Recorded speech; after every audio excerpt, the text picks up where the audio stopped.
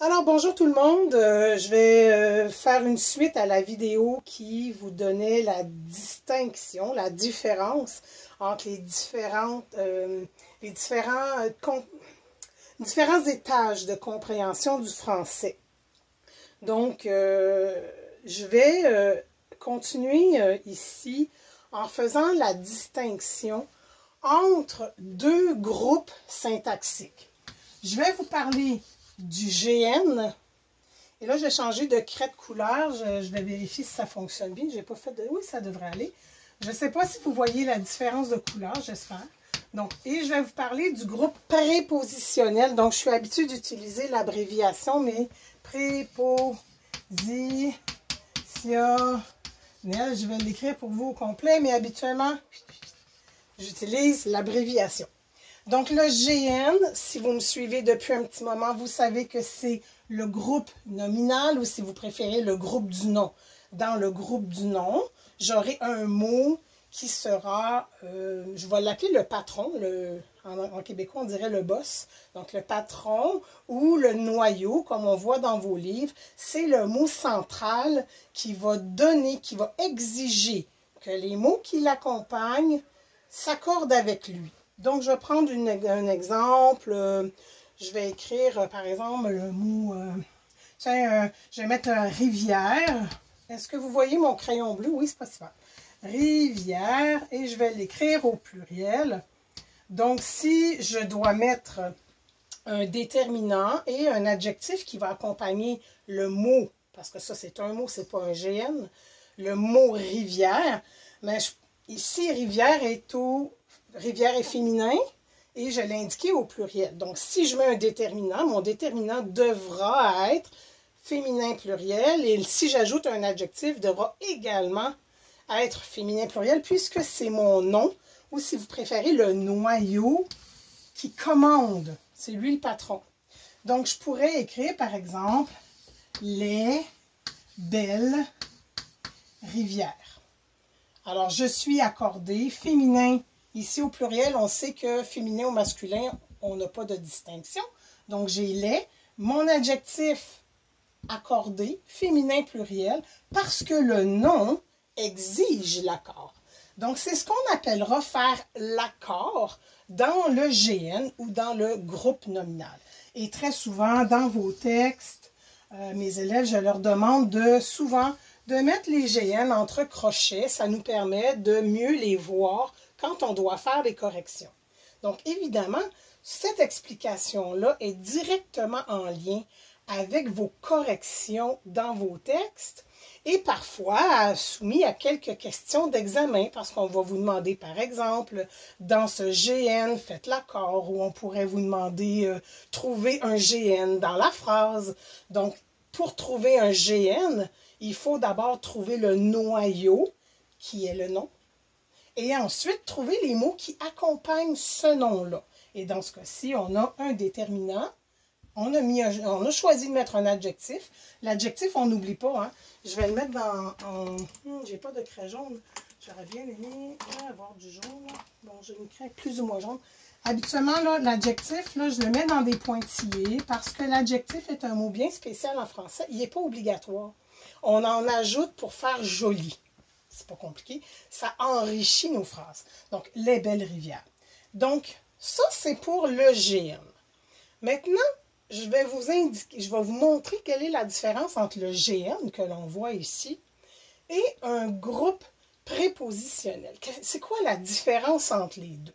Alors, je vais effacer cet exemple-là, ici, et je vais construire, parce que malheureusement, je ne suis pas partie à la bonne place, je vais construire avec les mêmes mots, je vais construire un groupe prépositionnel. Donc, je vais reprendre les belles rivières.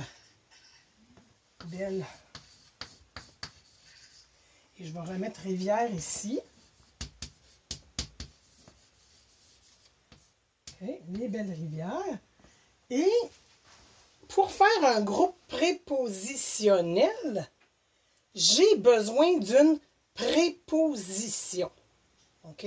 On s'entend là que vous allez me dire, c'est assez clair, madame, prépositionnel, préposition. Donc, quand on a un groupe prépositionnel, exceptionnellement, ce n'est pas la préposition qui va être le patron. Vous allez voir pourquoi. Donc, j'aurais par exemple une phrase je suis allée. Tiens, j'ai fait du kayak. Et là, oh bon, bougez pas, je manque d'espace, ça arrive de temps en temps. J'ai fait du kayak. Oh, j'ai pas pensé, c'est peut-être pas tout le monde qui connaît qu'est-ce que c'est du kayak. OK, parce que j'ai du monde qui m'écrivent un peu partout sur la planète. Je vais changer mon moyen de transport. Bon, j'ai fait... est-ce que faire du canot, c'est un peu plus... merci Liane, pour aller sur la rivière. Tiens, quel moyen de transport je pourrais utiliser pour aller sur la rivière? J'ai une élève avec moi en ligne. Est-ce que canot, c'est un peu plus international selon toi? Est-ce que tu sais c'est quoi du canot dans... Pardon? OK, c'est un peu plus intense. OK, fait que je vais y aller avec canot. Il faut se poser ces questions-là. Donc, j'ai fait du canot sur... tiens, et là, je vais mettre une préposition. Sur les belles rivières. OK? Donc, comme vous pouvez voir, j'ai toujours un nom qui va encore commander, donc exiger que l'adjectif et le déterminant s'accordent avec lui. Donc, ici, sauf que devant mon GN, j'ai une préposition. Et c'est là que ça change tout. On ne peut plus appeler ce groupe-là un GN parce que la préposition donne le nom au groupe. Vous comprendrez que la distinction, la différence entre les deux là, est toute petite. C'est juste parce que lui a une préposition devant. Maintenant, pourquoi j'ai mis une préposition? Pourquoi je ne pouvais pas juste mettre les belles rivières et le garder comme GN? Parce qu'il y a une différence dans le rôle. Vous savez, dans un précédent vidéo, je parlais des groupes syntaxiques et je parlais des fonctions syntaxiques. Donc, quand on parle d'un groupe syntaxique, mon groupe syntaxique ici, bien sûr, s'appelle préposition, mais je ne dois jamais oublier de faire quand même un accord comme dans un GN. Mais la fonction d'un groupe syntaxique qui s'appelle groupe prépositionnel est d'ajouter un complément. La préposition, son rôle, là j'aime bien, j'avais un prof à l'université, il faisait un crochet comme ça. Son rôle est de permettre à ce bout de phrase-là de s'accrocher à un autre mot ailleurs. On va créer un complément. Et des compléments, il y a des compléments du nom, il y a des compléments du verbe, il y a des compléments de phrase, il y a toutes sortes de compléments. Je peux avoir un complément de l'adjectif, je peux avoir un complément de plein de choses parce que il va falloir que je vérifie à quoi s'attache ce complément-là. Et là, c'est ça qui va me donner le type de complément. Ici, je te dis que j'ai fait du canot sur les belles rivières. Ceci te donne une information supplémentaire sur quel mot qui est devant. Est-ce que ça te donne une information supplémentaire sur le canot? Ou si ça te donne une information supplémentaire sur ce que j'ai fait? Bien sûr, c'est sur ce que j'ai fait. Ici, on ne me dit pas c'est quelle sorte de canot. On te dit que l'action, elle s'est faite sur les belles rivières. Ça veut dire que ce complément-là est un complément de mon verbe. Maintenant, je sais que quand j'ai un complément du verbe, j'ai deux types de compléments possibles. Un complément direct ou un complément indirect. J'en ai deux sortes de compléments au verbe. S'il est direct, le mot on le dit. Hein. Quand c'est direct, j'en ai pas de préposition. Puis comme j'en ai une, c'est forcément un complément indirect. Donc, déjà, on va plus loin dans la notion. C'est pour ça que le groupe prépositionnel est important. Je dois savoir à quoi il est attaché. Donc, je vais changer sur les belles rivières et je vais mettre un complément à canot pour créer un complément du nom. Vous allez voir, il n'y a pas vraiment de différence. Vous allez juste voir que la logique est différente. Donc, du canot, tiens, on va prendre les canots comme les Amérindiens avaient, des canots d'écorce. OK?